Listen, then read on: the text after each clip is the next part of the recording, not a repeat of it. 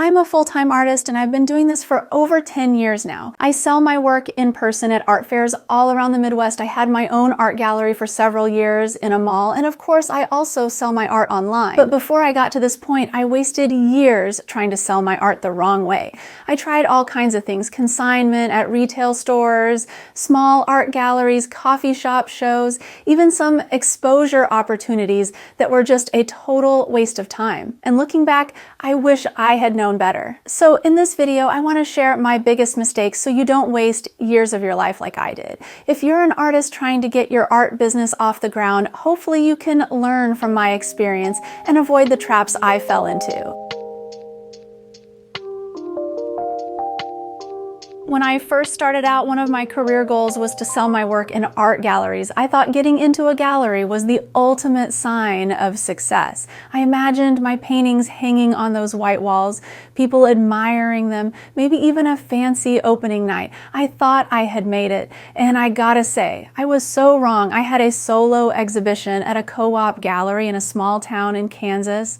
It was the kind of gallery where artists actually pay a monthly fee to be featured, and once a month, they'd invite in a guest artist like me. I was thrilled. I spent so much time and effort preparing for this show. I made flyers, drove back and forth multiple times to set up, which it took several hours each time because the gallery was a 50-mile drive from where I live, and I even had my husband help me hang the artwork because I physically couldn't do it myself. On opening night, we had what I thought at the time was a great turnout. About 100 to 150 people came, which felt like a huge deal, but at the end of it all, I only made $200. Considering all the time, effort, money I spent on gas, and even the cost of those flyers, it was a complete waste. But it gets worse. I later found out the gallery sold some of my art prints and never paid me for them. I only knew because I had friends and family who had purchased, and they told me about it. When I asked the gallery about the missing money, they basically acted like it didn't happen. I didn't have a signed inventory list, so I had no proof. That's when I learned the hard way. Always have a written agreement and a detailed inventory list signed by the gallery. Okay, so there was this other gallery I showed at for 6 months straight. I had a section of the wall in a fairly well-known gallery in Wichita, and every month I swapped out paintings, attended openings, and did everything I was supposed to do. And in that entire time, I sold one painting, a 12 by 12 inch cat portrait, for $250. And after their 40% commission, I walked away with around $150, 6 months of effort and tied up inventory, and that was all I had to show for it. And let's be honest, if you're trying to make a living from your art, you cannot survive off sales like this. So that's when I started realizing small art galleries were not the dream I thought they were. They might work for some artists, but for me, it was just a slow, unreliable way to sell art. Now let's talk about another huge mistake I made: consigning my art prints at retail stores. I used to think that getting my prints into stores would be a great way to make passive sales. I consigned my work at gift shops, hippie boho themed stores that sold clothing and merch, and a few boutique style retail stores. These places had a vibe that somewhat matched my art, so I figured it was a great opportunity. What actually happened? Well, most of the time I never got paid. The stores would either lose my inventory, damage my prints, or claim they didn't sell anything when I knew they did. Sometimes I'd get paid, but it was inconsistent. The worst part was that my work was out of my control. I had no idea what was happening to it, if customers were damaging it, if customers were photographing it to try to steal it, if people were shoplifting it. And worst of all, it was an inventory tracking nightmare, especially if you consider having a dozen or so stores you're working with at any given time. And let's talk about the money, or the lack thereof. I'd usually make around $30 or $40 a month selling my prints at each store, which wasn't much money, to be honest, and it was a whole lot of hassle. That's why I never consign my art prints anymore. It's a mistake I see a lot of artists making because stores try to convince you it's a great opportunity. But the reality is the store is profiting from your work, and most of the time, it's not really helping you. If a retail store truly values your art, they should buy it, wholesale. That way you get paid up front and you're not stuck chasing down money or dealing with damaged inventory. And that's why now I sell my art wholesale through an online marketplace called Fair. More info is in the description if you would like to sell your art wholesale.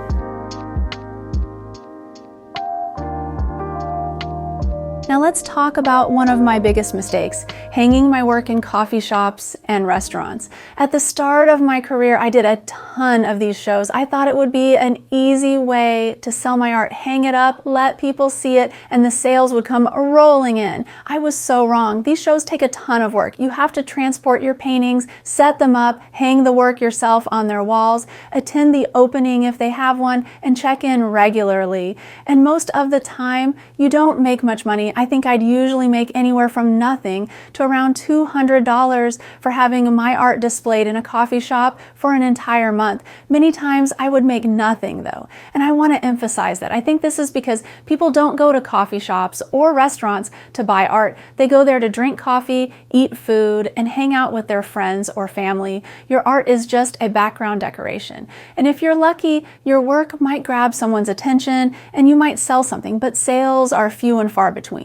And even worse, sometimes the business doesn't even respect your work. One time I had a restaurant stack all of my paintings in a storage room on top of each other with the hanging wires pressing into the front of the canvases. When I got them back, every single one was scratched. I was so mad, and I had displayed them in their restaurant for 3 months and never sold a thing the entire time. That was the last time I ever showed my work in a place like that. If you want to make sales, sell your art where people are actually shopping for art, like art fairs or online marketplaces. For example, Etsy and eBay for lower priced art, and websites like Artsy and Art Finder for higher priced originals. These are places where people expect to spend money on art. Otherwise, if you try to sell your art in coffee shops or restaurants, you're just giving free decorations to a business that doesn't care about you. I mean, if they really wanted to support artists, wouldn't they just purchase your art for their walls rather than asking you to display it there for free? Next, I want to share about another mistake, doing things for the sake of exposure. This one's tricky because exposure sounds good in theory. And back when I was just starting out, I fell for it a lot. Businesses or promoters would say something like, show your artwork in my venue, it'll be great for exposure. But now, after a lot of experience, I don't ever do anything for exposure. I want to tell you a story about this exhibition I did in London. It was part of an event where artists could pay to have their work displayed on billboards in the London tube station.